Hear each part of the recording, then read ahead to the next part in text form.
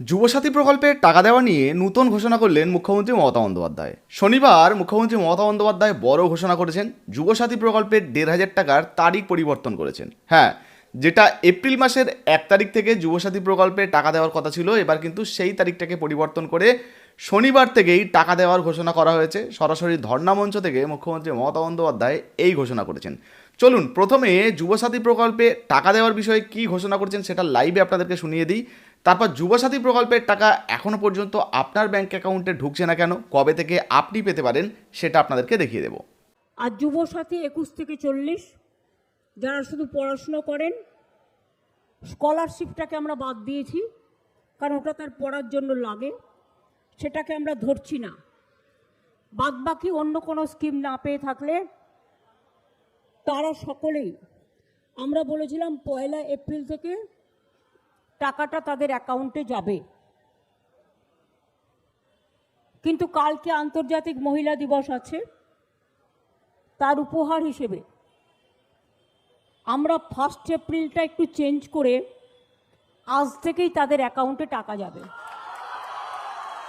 তো দেখতে পেলেন যুবসাথী প্রকল্পে টাকা দেওয়ার বিষয়ে মুখ্যমন্ত্রী মমতা বন্দ্যোপাধ্যায় বড় ঘোষণা করেছেন। এখন আপনার ব্যাঙ্ক অ্যাকাউন্টে যদি টাকা না ঢোকে তার কারণ কী কী থাকতে পারে, তো চলুন এক এক করে পয়েন্ট বাই পয়েন্ট আমরা আলোচনা করি। প্রথমেই আপনাদেরকে জানাবো, আপনি যদি আবেদন করেন ২১ থেকে ৪০ বছরের মধ্যে আপনার বয়স হতে হবে। তার আগে বা পরে হলে আপনার আবেদনটা রিজেক্ট হয়ে যেতে পারে এবং আপনি কিন্তু কোনোভাবেই টাকা পাবেন না, ১ নম্বর কারণ। আচ্ছা, দ্বিতীয়ত আপনাদেরকে জানিয়ে দিই, কয়েক লক্ষ বেকার ছেলেমেয়েরা কিন্তু এই যুবসাথী প্রকল্পে তাদের নাম নথিভুক্ত করেছেন, আবেদন জমা করেছেন। এবার ধরুন আপনি ক্যাম্পে আবেদন করেছেন, আপনার যে ফর্মটা সেটা জমা পড়েছে, ধরে নিন আপনার বিডিওতে জমা রয়েছে এবং বিডিওর যারা আধিকারিকরা রয়েছেন, যে সমস্ত স্যারেরা রয়েছেন, তারা ডেটা এন্ট্রির কাজগুলো করছেন বা আপনার পঞ্চায়েত থেকে ডেটা এন্ট্রির কাজগুলো হচ্ছে। কিন্তু যতক্ষণ পর্যন্ত না আপনার ওই ডেটা এন্ট্রিটা কমপ্লিট হবে ততক্ষণ তো আপনি টাকা পাবেন না। ধরুন ফর্মটা পঞ্চায়েতে পড়ে রয়েছে, আপনারটা এখনও পর্যন্ত ডেটা এন্ট্রি হয়নি, তাহলে কি আপনি টাকা পাবেন? কারণ আপনার ফর্মটা তো এখন অনলাইনে সাবমিটই হয়নি।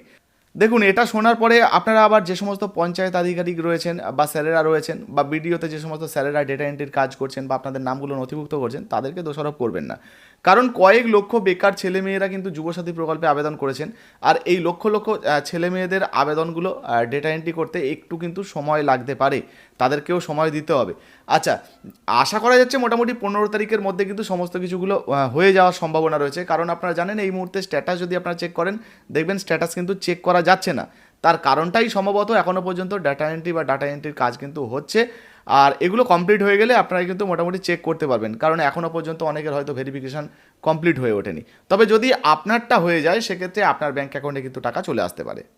আরেকটা কারণে কিন্তু এই যে যুবসাথী প্রকল্পের ১,৫০০ টাকা আপনার ব্যাঙ্ক অ্যাকাউন্টে না আসতে পারে, যেমন রবিবার দিন সরকারি ছুটি, তো সরকারি ছুটির দিনে তো আর ব্যাঙ্ক চালু থাকবে না, এই দিন কিন্তু আপনাদের ব্যাঙ্ক অ্যাকাউন্টে টাকা আসবে না।